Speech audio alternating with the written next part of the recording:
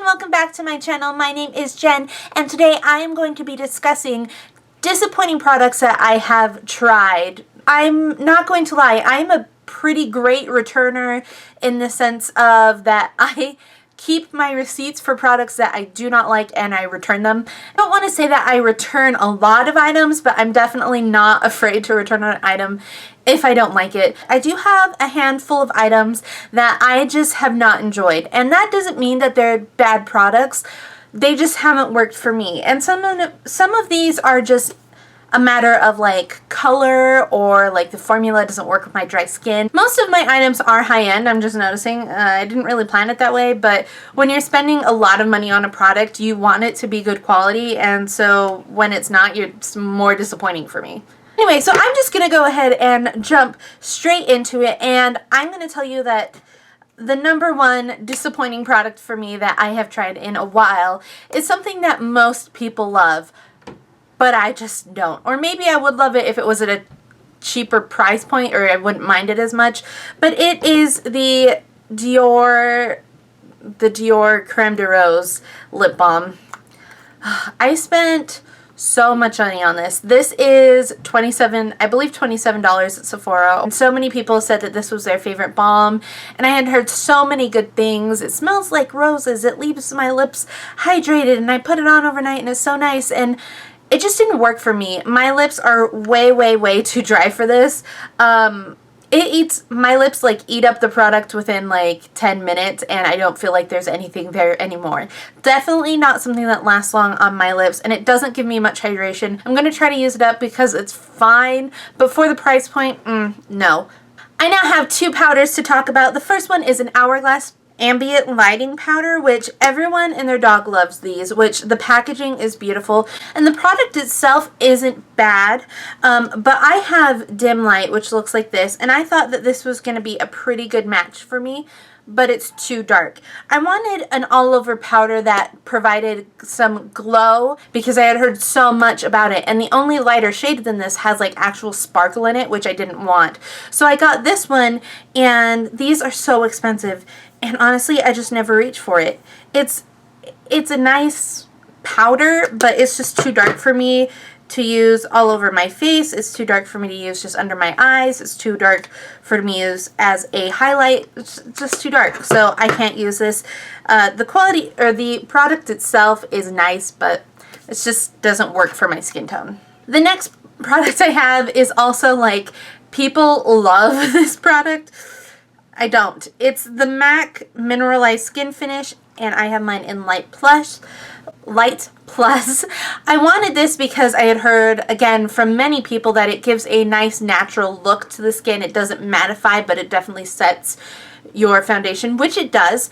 I don't have a problem with the finish at all. It's just that the formula broke me out. I got this slew of like little bumps, but I got it all around here. I didn't get any on my forehead, but all like underneath my eyes down.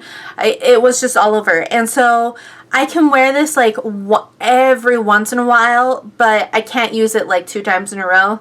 My skin will hate me. So this is another product that I definitely was disappointed in, and I will not repurchase. The next product is the Sephora Pantone Universe Marsala Shimmering Marsala Cheek Trio.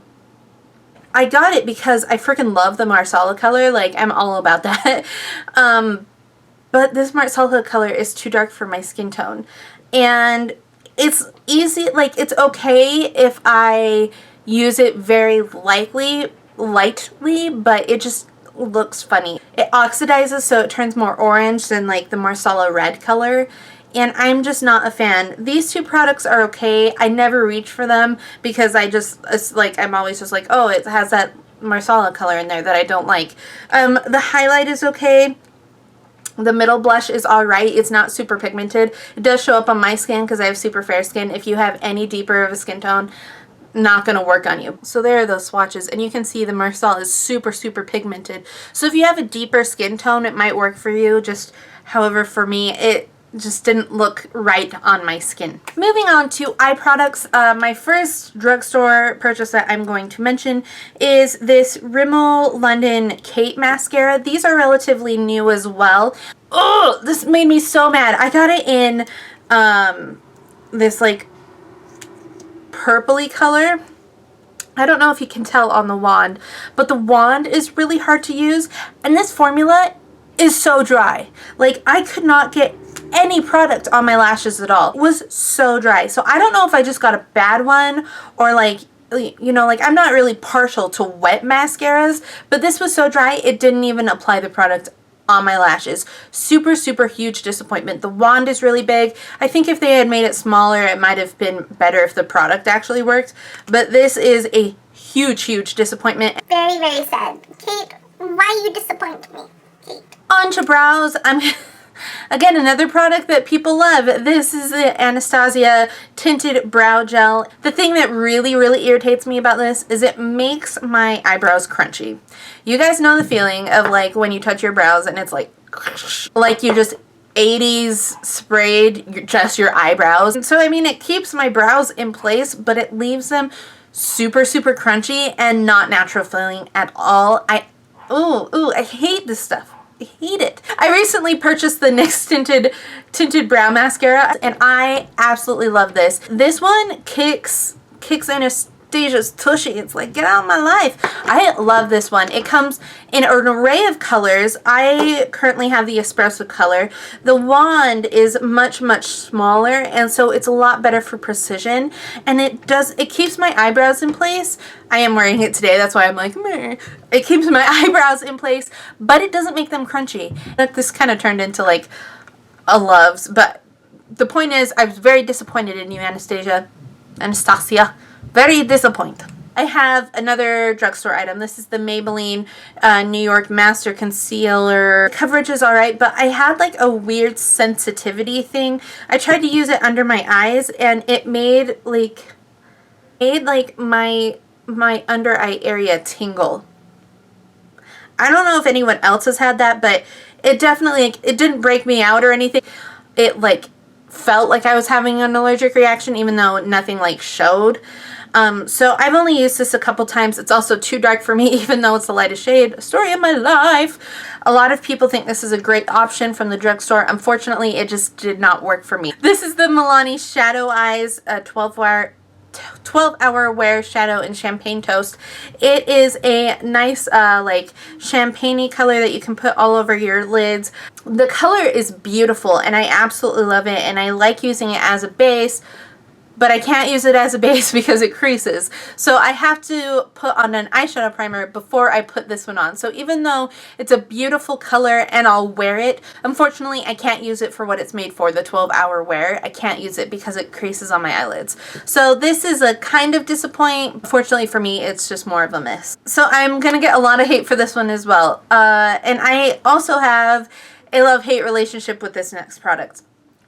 The next product I have to talk to you about are the ColourPop eyeshadows. They are super pigmented, but they crease on me like crazy. I cannot wear them alone. They crease like a mofo, and they don't blend. If you are planning on doing an all-over eye look, like just with one color, go to town. These are going to work for you. But when it comes to blending together, they don't blend. And it's hard because you have to use your finger to get the actual pigmentation that comes in that it looks like. So you have to use your finger, and then you can get real true color, the true pigmentation. But it makes it hard, like if you want to do crease work, it makes it hard because you can't, your fingers are so big and you can't really work or have precise lines in the crease. So these, unfortunately, some of the ColourPops I use more than others, but for the most part they are misses. The lippy sticks now, though, totally different story. Love the lippy sticks. These are the Jordana Modern Matte Lipsticks. I know this is like all of the rage right now. Everyone loves these. And I found them and I was like, I have to have them right now. They are so beautiful. And I love the color range. I think the colors are so lovely. So, so lovely. But they dry out my lips. Why do you have to dry out my lips? I exfoliate, I put chapstick on, I do everything I can, but they are just too dry. They're too dry for me. I can't use them. This one is Matte Bare. So beautiful. Look at that color. This one is Matte Classy, which is probably my favorite among the bunch, but they're just so drying. if you're okay with that, then they might work for you, but for me, no dice.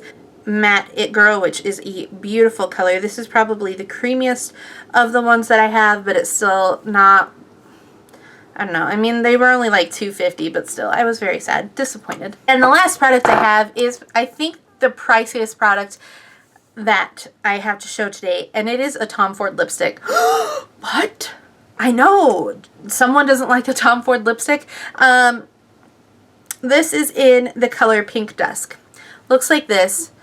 Very, very pretty natural color. I was looking for something for my wedding. That was a horrible swatch. So this is, again, 07 Pink Dusk. Such a great formula, but the color doesn't look good on me. If I use a different liner, like if I use a liner and I deepen it up a little bit, it looks okay. But when I pay $50 for a lipstick, I want to be able to just put it on from the go. I don't want to have to mix it with anything. I don't want to have to put it on top of anything for it to look okay. I want it to look okay. And when it comes to high-end lipsticks, I tend to, instead of focusing on the bolder colors, I like to go with more neutral colors, because the neutral ones are going to be the ones I reach for every day, and I want to get use out of it. And so I bought this thinking it was going to be a great shade for me. I had looked up swatches and everything, but unfortunately it just did not go well with my skin tone. If it was like $30, maybe I wouldn't mind so much, but $50, that's so much money for a lipstick. I don't know. So now that you guys have heard me complain for 20 minutes, I hope you guys enjoyed this video. If these products do work for you and you like them, then I'm so happy for you, because no one wants to buy makeup and expect it to not work for them. So if you enjoy these products, good for you. Let me know if you love these or if you have other ways of using them, and then maybe I can find a way that I will love them too. I hope you guys are doing well. As always, I love your faces. Please go ahead and click that subscribe button, and I will talk to you guys again later. Bye. Did I say stay safe? Stay safe. I don't remember if I said that, so if I didn't, stay safe. The NYX mascara color... Oh, I was reading the wrong side. I was reading, like, the French side. I also love that they click when you go up, so I don't know if you'll be able to hear it, but... It sounds like the Barbie's knees when you were, like, little and you, like, would make the Barbie sit down and the knee would be, like, that's what it sounds like. And so I could play with these all day if it was just for the sound.